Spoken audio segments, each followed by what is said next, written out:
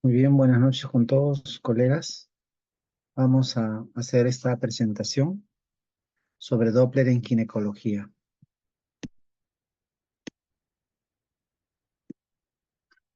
Mi nombre es Pedro Arango, soy ginecólogo del Hospital Lima Este de Vitarte, también docente de la Universidad Nacional Mayor de San Marcos y miembro titular de la Sociedad Peruana de Obstetricia y Ginecología. Para esta presentación declaro no tener ningún potencial conflicto de interés. Entonces, ¿qué cosa vamos a ver en esta presentación? En esta presentación lo que vamos a ver es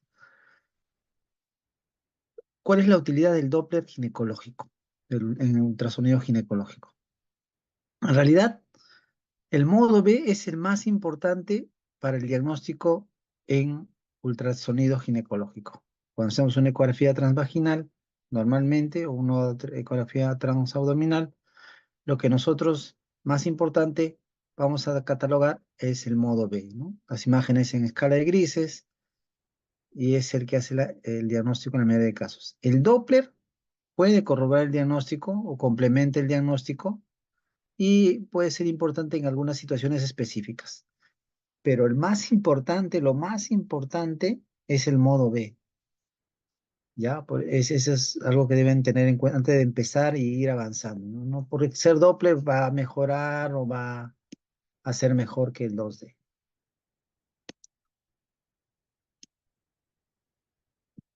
El efecto Doppler color fue introducido por Kurjak de Croacia en 1987. ¿Qué cosa es? Es la modificación de frecuencia de un eco que se produce cuando rebotan los haces de sonido en los glóbulos rojos, ¿no? Antiguamente, se hablaba del índice de resistencia para catalogar ciertas patologías, ¿no? Donde decían que el índice menor a 0,5 era útil para decir si una lesión, una masa era benigna o maligna, pero eso ya no es cierto, ya así no es así. Hay un estudio de Testa que encontró que el carcinoma ovárico invasivo tenía un índice de resistencia que variaba de 0,25 hasta 1, o sea, un amplio margen. Y este valor en realidad no, ya no es útil.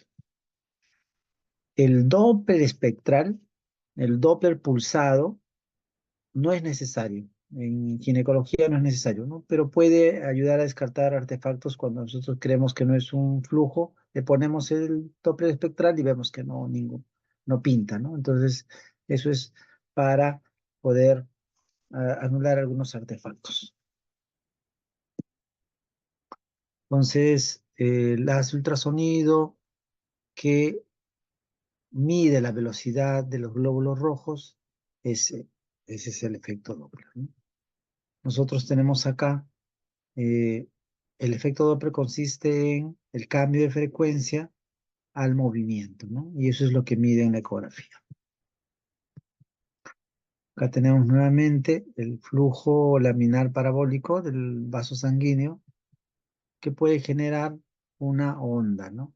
En el caso de ser arterial, va a tener una sístole, una diástole y venoso es continuo, ¿no? Acá lo vemos, el Doppler de la arteria uterina, que es muy conocido por los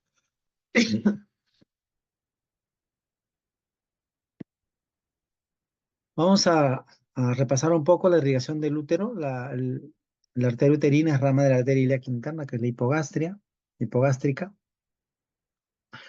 Eh, de la arteria uterina va a dar ramas, como son las arterias arcuatas, las arterias radiales, rectas y espiraladas. Tenemos acá nosotros el Doppler que se coloca para ver la circulación, ¿no? Tenemos acá las arterias arcuatas y acá tenemos las arterias radiales. Hay que recordar nuevamente que de la arteria uterina salen las arterias arcuatas, las arterias radiales, pueden haber arterias rectas y las arterias espiraladas que ingresan hacia el endometrio. Acá tenemos una imagen muy clara donde podemos nosotros evidenciar la arteria las arterias arcuatas y acá las arterias radiales. Acá se ve claramente las arterias arcuatas.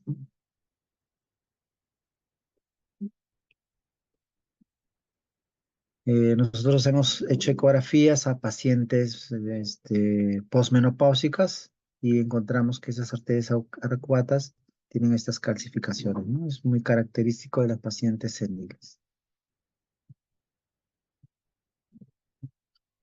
El flujo arterial de las arterias espirales, ¿no? Hemos dicho de que son una arteria recta, la arteria espiral, de la arteria radial, que ingresa hacia el endometrio, ¿no? Y podemos verlo en la ecografía con ciertos patrones de optimización para poder ver esas arterias espirales en el endometrio. Acá tenemos nuevamente la irrigación de la arteria uterina, que se anastomosa con la arteria ovárica, ¿no? Forma una red de anastomosis muy amplia. Esa es la vista anterior, la vista posterior. Eh, Nosotros tenemos que tener en cuenta, si nosotros queremos evaluar la arteria ovárica, tenemos la arteria, la anastomosis de la arteria uterovárica, y tenemos acá la arteria ovárica, ¿no? Ese es el útero, este es el ovario.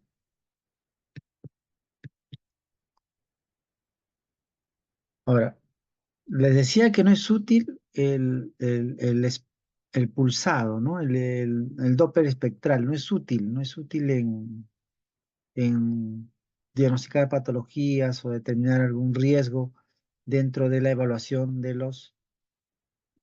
la ecografía ginecológica, ¿no? Tenemos acá, por ejemplo, un Doppler de la arteria ovárica, pero también si agarramos en otro sentido, vamos a tener otro tipo de trazado, ¿no? Esta se acerca mucho a una arteria uterina, probablemente le hemos agarrado más cerca la parte de la anastomosis de la arteria uterina. Entonces es muy variable, ¿no? Depende mucho de este, el operador, ¿no? La forma. Por eso es que no se considera un Doppler pulsado para nada, ya no es útil. Ya. Ese valor de 0.5, olvídense, ya no lo utilicen. Ahora, para Doppler, al igual que ya lo que han visto ustedes hoy día y van a ver el día de mañana, hay una estandarización, ¿no? Para ovario tenemos YOT, endometrio YETA, miomas y masas uterinas tenemos MUSA, para endometriosis profunda IDEA, anomalías congénitas, lo que hizo el ESHRE. Entonces, el consenso de ESHRE, ¿no? Entonces, siempre nos debemos guiarnos en base a consensos y de acá sacar las terminologías y las características que debemos usar para cada una de estas evaluaciones dentro de la parte ginecológica. Entonces, yo creo que una de las cosas que vamos a usar y lo más, tal vez, lo más importante de la charla es esto, la optimización del Doppler, ¿no? O sea, cómo nosotros vamos a usar el Doppler. Entonces, el Doppler para ginecología tiene una escala baja. El PRF va de 0.5 a 0.6, o la velocidad tiene que ser menor o igual a 4 centímetros por segundo. Es muy importante el PRF, porque si tú tienes mucho PRF, como el PRF es mayor, es muy grande, las velocidades que son muy lentas en algunas neoformaciones o en algunas estructuras, no vamos a poder nosotros cuantificarlas ni observarlas. Vamos a creer que no hay, cuando en realidad es un problema de PRF. Entonces, este es el parámetro que no deben olvidar. Hay que darle una ganancia, pero claro, o sea, podemos estar nosotros con una ganancia de repente en 5, en 3, en 2, ¿no? Y hay que subirlo, ¿no? 20, 30, 40. Entonces, ¿cuál es la ganancia óptima? ¿Existe un valor de ganancia? ¿Existe que hay que darle ganancia a 10, hay que ganar ganancia a 50? No. Lo que uno hace para optimizar la ganancia es aumentar toda la ganancia del color y se va a pintar toda la caja de color definitivamente, pero luego empezar a bajar hasta que veamos que aparezcan realmente lo que nosotros queremos, ¿no? Entonces esa es una forma de saber cuál es la ganancia apropiada. El filtro de pared, menos de 50, ¿no? Hertz es un filtro de pared bajo para poder detectar movimientos muy lentos. El filtro de pared tiene que ser bajo, ¿ya? El ángulo de insonación siempre hay que darle, intentar que sea menos de 30 grados para poder obtener un- una adecuada coloración, una adecuada escala de color. Eh, Hay que tratar de optimizar a un tiempo real, que es más de 16 cuadros por segundo. Para eso nosotros usamos un tamaño de caja de Doppler pequeña. Muchas veces cambiando solo la caja, el tamaño de caja, aparece el color, ¿no? Hay que aumentar la profundidad, hay que usar zoom de resolución para estar en el área que nosotros deseamos, ¿no? Entonces, algo que nosotros debemos tener en cuenta es que debemos medir el flujo adyacente a a la lesión, ¿no? Para lo que queremos nosotros. El cajón tiene que ocupar el área adyacente de la lesión que queremos ver, siempre. Entonces acá tenemos, por ejemplo, unos artefactos que es el aliasing, que es cuando, por ejemplo, acá le bajamos mucho el PRF a un vaso que tiene mucha velocidad. Entonces, si nosotros subimos el PRF, ya este tiene una buena velocidad, ¿no? Una coloración adecuada. Eso significa que el PRF es muy bajo para ese vaso. Hay un artefacto de streaming. O sea, a veces, por ejemplo, esto acá se ve claramente que es una colección interna. Y ese movimiento, si no le ponemos color, vamos a decir, este es algo sólido, entonces se pinta el color. No, es porque se está moviendo, ¿no? Entonces es el efecto streaming. Entonces acá vamos a ver, fíjense, este movimiento asemeja a que si estuviera un Doppler positivo, ¿no? Entonces, ojo, eso hay que tener bien en cuenta, ¿no? Entonces, eso es un artefacto, es un pseudoflujo, ¿no? Es un efecto streaming. Ahora, si nosotros, por ejemplo, tenemos estos úteros, este útero que está prácticamente central y donde el haz de ultrasonido no es perpendicular al endometrio, no vamos a ver bien el endometrio, no vamos a ver, no vamos a caracterizar bien el útero. Entonces, si nosotros le ponemos un color y pinta por ahí algo medio raro, no sabemos de dónde viene, no está muy optimizado. Entonces, nosotros debemos tener el haz de insolación perpendicular a la lesión que queremos ver. Eso es muy importante, ¿ya? Eso es muy importante. Perpendicular, esto no, esto está muy mal. Tenemos que hacer maniobras, este, empujar con el traductor, colocarnos detrás, en la parte anterior, posterior, a veces ayudarnos con la mano en el abdomen para poder un poco tener el útero casi horizontal. Pues acá ya lo hemos puesto horizontal y vemos claramente la delimitación de ese endometrio que nos parecía grueso, total no era grueso, y vemos claramente la circulación.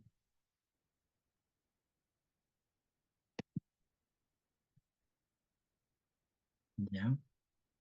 Entonces es importante que el haz de insonación en el Doppler sea perpendicular. Otra cosa que nosotros debemos tener en cuenta es poner la caja de color en el área de interés. Hay que colocar la caja de color en el área de interés, ¿no? Nosotros ponemos una tremenda caja que ocupa casi el 80%, 90% de la pantalla y vemos, esta lesión, no tiene Doppler. Pero si nosotros le bajamos la caja, solamente el solo hecho de reducir el tamaño de la caja, fíjense, ¿qué ocurre? Aparece la lesión con el flujo Doppler positivo, ¿no? Otra de las cosas que le decía también era usar el PRF, ¿no? Entonces, el PRF que sea adecuado, que entre justo dentro de la caja, si hacemos disminuimos el PRF, esto se nos sale de la caja, si lo hacemos muy pequeño, ¿no? Entonces esto de acá también no va a ser algo adecuado, ¿no? Esto sobre todo en los que necesitamos ver velocidades, ¿no? Que en ginecobstetricia casi no se usa, pero en obstetricia sí usamos.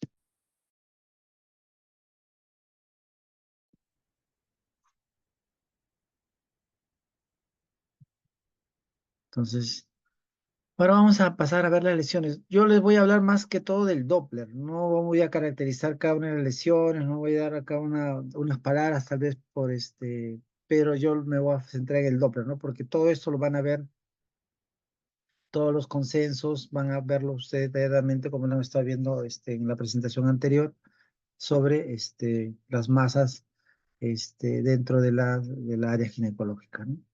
Entonces, los miomas pues son tumores pélvicos más frecuentes después del pólipo cervical, ¿no? Entonces, normalmente cuando aparecen son nódulos hipoecogénicos en relación al miometrio, son redondos, bien limitados, pero más o menos cuando van creciendo, su ecogenicidad va a aumentar, ¿no?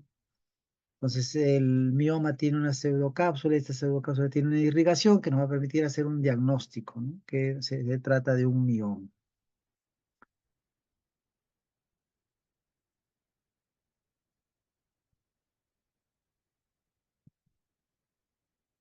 Entonces, tenemos la clasificación FIGO, ¿no? Acá falta la cero, pero la uno es aquel que se encuentra dentro de la cavidad uterina. El 2 es el que está más del 50% dentro del miometrio y menos del 50% en la cavidad. El 3 es el que toca a la cavidad endometrial. El 4 es el intramural. El 5 es el que está más cercano al miometrio, más del 50%. El 6 es el que tiene, ese es el subseroso, el que está más del 50% en la serosa. El 7 es el sésil y, o parasitario. Tenemos acá una de las características de los miomas es la presencia de pseudocápsula y acá tenemos con el Doppler, podemos ver cómo hay la circulación, ¿no? Cómo el Doppler se pinta alrededor de la pseudocápsula. Entonces, esto se logra con optimización. A veces le ponen el color y no ven esta cápsula. ¿Por qué? Porque no han optimizado previamente. Para ver esto, tienes que optimizar. Si no encuentras esto, no vas a optimizar. Es porque no has optimizado, ¿no?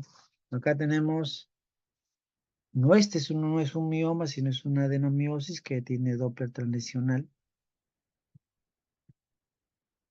Acá tenemos un mioma, donde tenemos el Doppler periférico.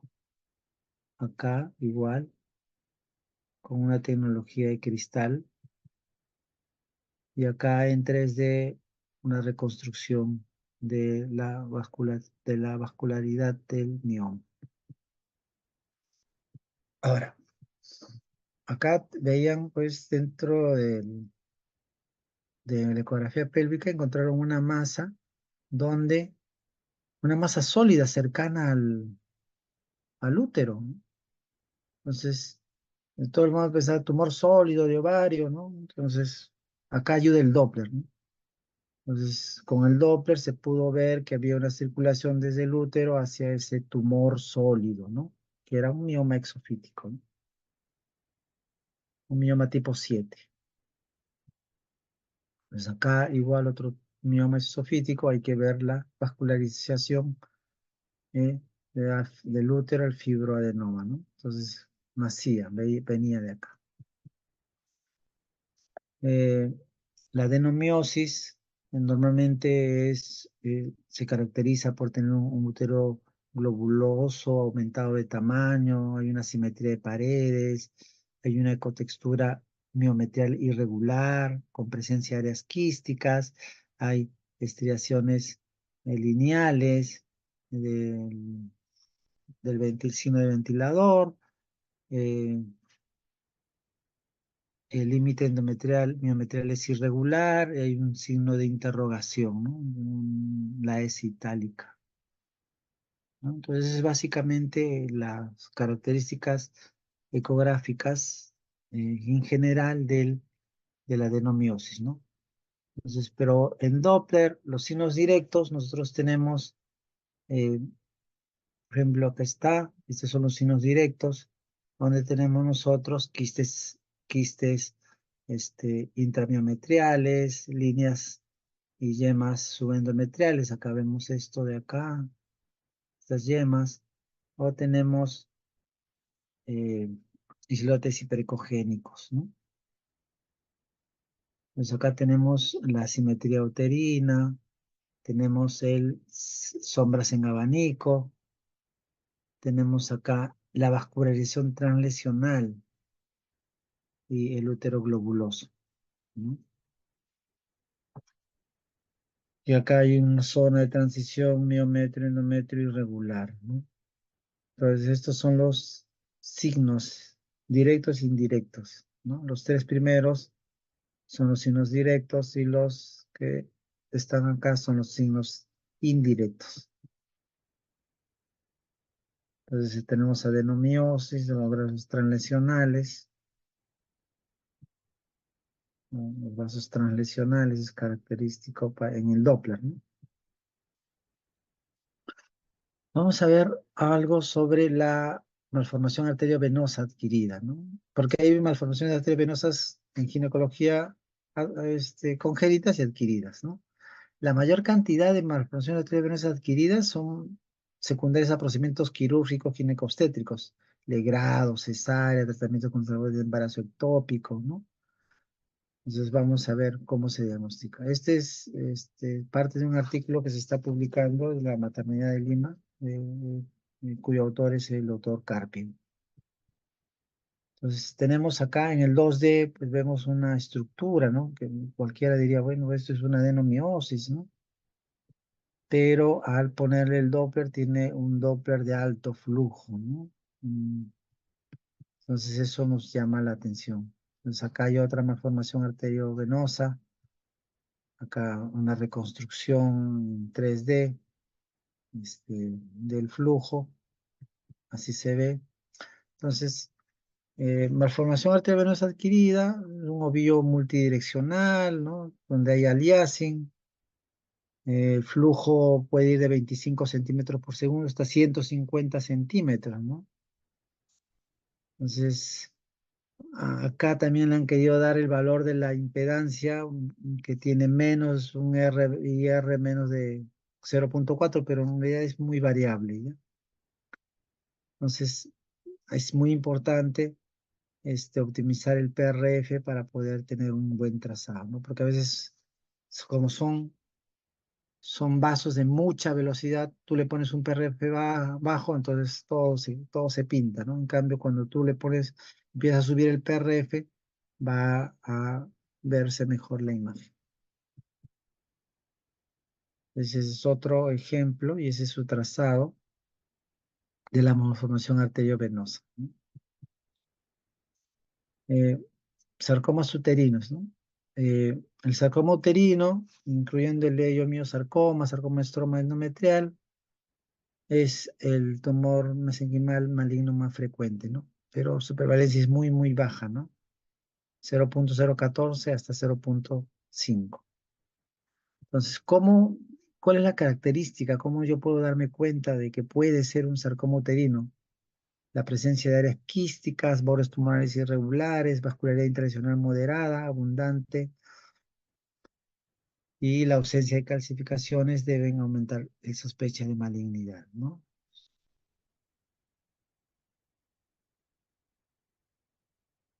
La vascularidad. Entonces acá tenemos, por ejemplo, tenemos una ecogenicidad uniforme, bordes tumulares irregulares, no se ve por acá donde está el borde.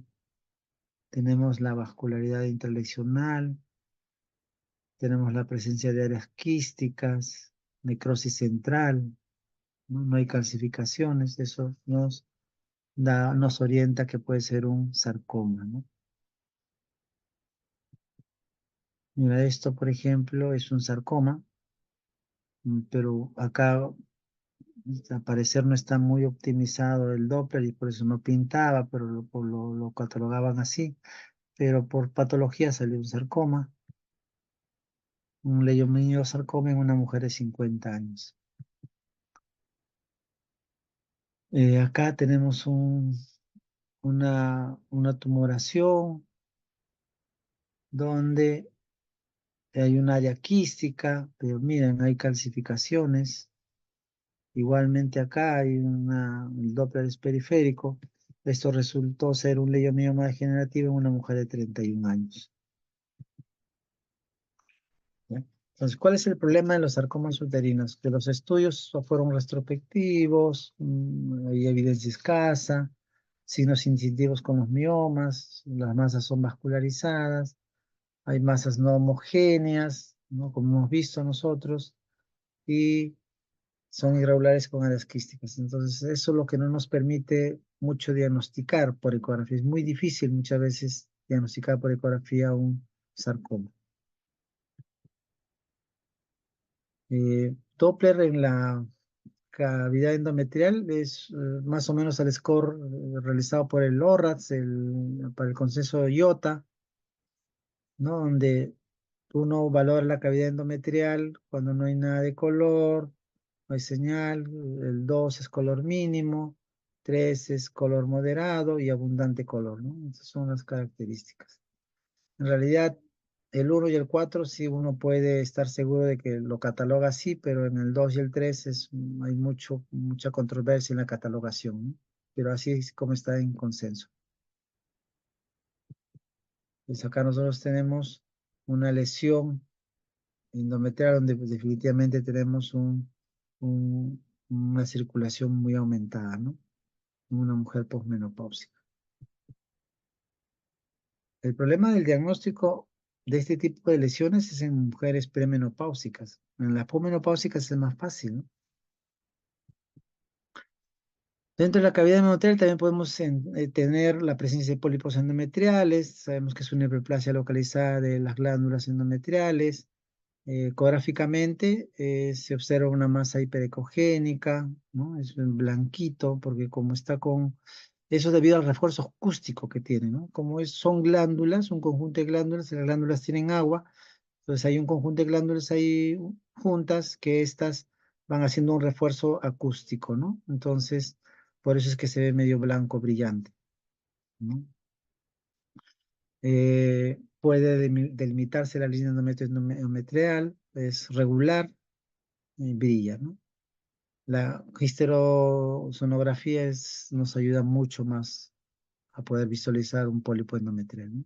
Entonces tenemos acá el pólipo endometrial con un pedículo único, ¿no? Es característica del pólipo endometrial, pero tienen que optimizar, como hemos mencionado. O sea, dice, no, a mí no me sale, yo no lo veo, no veo el color, no tiene, no. Entonces, si tú no optimizas, no vas a encontrar estos patrones, ¿no? Como les decía, lo más importante de toda esta presentación es la optimización. Se tiene que optimizar. Entonces, si optimizan, van a encontrar este tipo de patrones, ¿no? Acá en el 2D, donde se ve el área hiperecogénica, muchas veces los maestros de la ecografía que nos enseñaron, pues ellos no necesitaban Doppler, haciendo esto ya podían identificar pólipo. Acá tenemos otra lesión, un pólipo con su vaso nutricio, igual acá hay un poco de líquido que hace contraste. Ahora, hay pólipos endometriales que no se pueden ver, no se pueden ver, es casi, o sea, lo ideal es pues hacer este estudio en los primeros eh, 6 días, 5 días del ciclo menstrual, ¿no? Pero a veces nos llega así, ¿no? Entonces, prácticamente el endometrio secretor no nos deja ver bien las cosas, pero si nosotros utilizamos el Doppler, podemos encontrar esta imagen. Hay pólipos largos, ¿no? Así como, ¿cuántos hemos visto nosotros en consulta esto? Entonces, definitivamente es un pólipo endometrial, ¿no? Con un pedículo largo, ¿no? Pues acá tenemos los pólipos vasculares, ¿no? la torsión ovárica, ¿no? Entonces, la torsión ovárica, nosotros tenemos que pensar en pacientes que presentan dolor localizado, resulta de una obstrucción arterial venosa, presenta un aumento de tamaño y se encuentra hematoso, ¿no? Hay un aumento de tamaño de la lesión, en múltiples folículos periféricos, poco o ningún flujo vascular. Ahora, puede ser que el ovario que presente torsión siga presentando flujo, ¿no? Entonces, ya sea de forma central o periférica. Entonces, a veces antes decían, no, no hay flujo, está torcido, pero no sabemos hasta qué punto es esa torcedura que no permita o no el flujo. Entonces, han hecho un estudio en el cual un metaanálisis en el año, publicado en el año 2022, donde evaluaron una serie de patrones, ¿no? Los patrones que evaluaron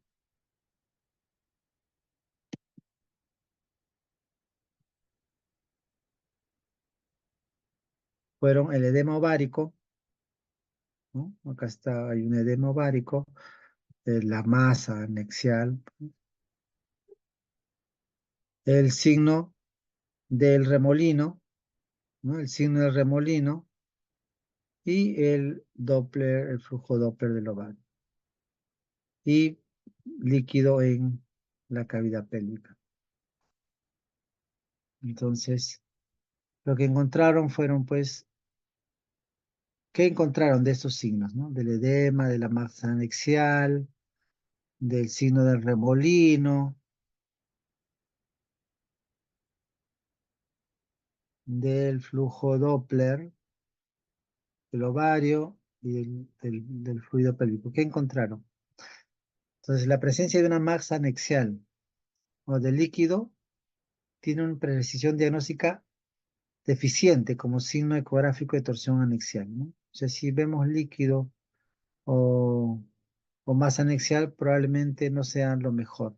En cambio, la presencia de edema ovárico, el signo del remolino, el flujo Doppler ovárico disminuido o ausente, tiene buena especificidad, pero sensibilidad moderada para detectar la torsión anexial, ¿no? Entonces, estos signos, estos tres signos debemos buscar para poder diagnosticar torsión ovárica, ¿no? Entonces, la presencia de edema ovárico, ¿no? Y signo de remolino. Bueno, acá es algo que ustedes ya estaban viendo, solo con respecto al ORRADS, ¿no? Tiene una serie de clasificaciones para ver si, pues, esta es la versión 2022, que fue publicada en 2023, donde agregan categoría cero, ¿no? Tipo el BIRAS, ¿no? Entonces, donde el riesgo de malignidad ese es en este porcentaje dependiendo de esto, ¿no? Entonces, nosotros nos guiamos para la clasificación de masas LORRAS, ¿no? Se habla de lesiones benignas como el cuerpo lúteo, el signo del fuego, no se olvide, la corona radiada, tenemos también el endometrioma, este es un endometrioma luteinizado, cuando tenemos que hay un flujo periférico. Un quiste hemorrágico, el coágulo, si tú lo haces movimiento, esto se mueve. Entonces, en las lesiones ováricas también igual, ¿no? Hay el score de colores, score 1, score 2, score 3 y score 4. El 1 y el 4 es fácilmente diferenciado, pero entre el 2 y el 3, ahí está, ahí viene toda la duda, ¿no? Acá está lo mismo. Y tenemos acá sin color, 1, 2 y 3. ¿No? 1, 2, 3 y 4. Entonces, dependiendo de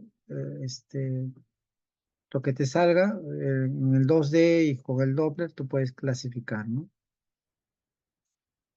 Entonces, hasta el hora 3, hora 2, casi no usamos Doppler, pero lo que normalmente son, pues, benignas, ¿no? Lesiones benignas. Para otras lesiones, sí, ¿no? Usamos el color, ¿no? Score de color 4, como llega a hora 4, score de color 4, es color de color 3, entonces, dependiendo que hay un algoritmo que nos va a decir de cómo clasificar, ¿no? Y el cuadro de color entra dentro de todo este algoritmo, ¿no? El patrón de color. Bueno, ahora vamos a ver algo algunas así misceláneas, como por ejemplo el vaso principal, ¿no? El Ead Basel. Entonces, esto es muy, muy, muy, muy frecuente en presencia de tumor. Esta es una masa ovárica, pero esta es una metástasis, ¿ya? Entonces, es un signo del vaso principal que se ramifica como un arbolito, ¿no? Fue reportado en el 2008. Entonces, esos signos de metástasis, ¿no? Es un signo de metástasis. Entonces, es un vaso mayor que penetra de la periferia hacia la parte central, con una morfología en forma de árbol, ¿no?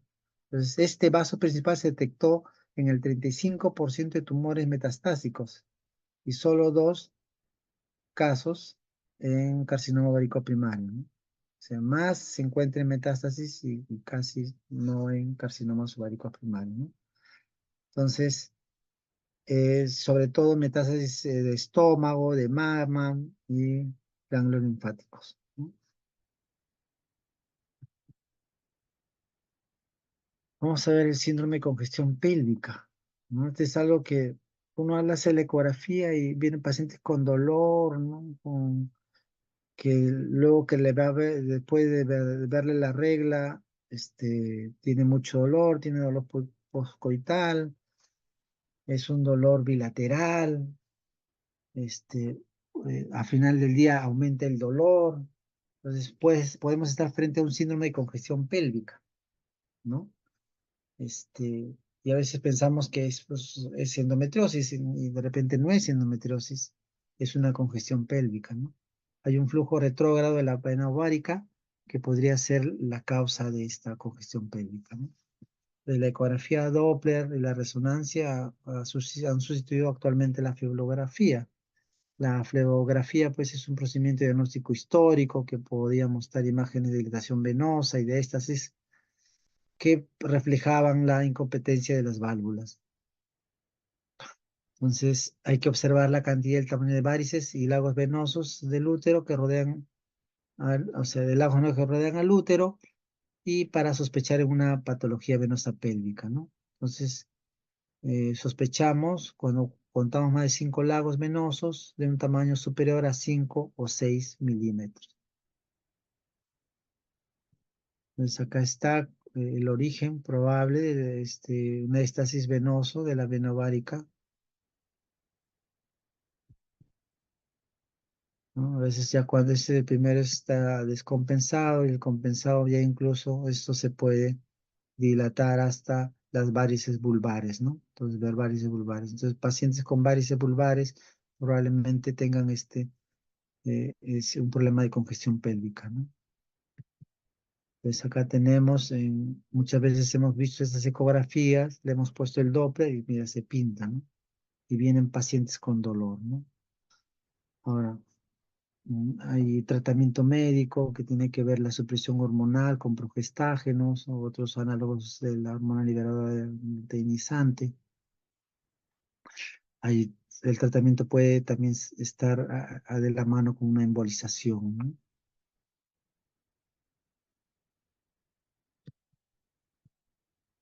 Entonces, el síndrome de congestión pélvica, el diagnóstico diferencial con un efecto, con una masa, ¿no? Un, con la presencia de una masa, eh, podría ser también, ¿no? Entonces dicen que cuando es una congestión pélvica, uno hace una maniobra de Valsalva y el flujo que estaba lento aumenta, ¿no? En cambio, cuando es un problema obstructivo, por un compresivo, cuando hace maniobra de Valsalva, no hay reflujo y por lo tanto disminuye esto, ¿no? Entonces es una forma también de hacer un diagnóstico diferencial para ver si es obstructivo o si es una insuficiencia venosa.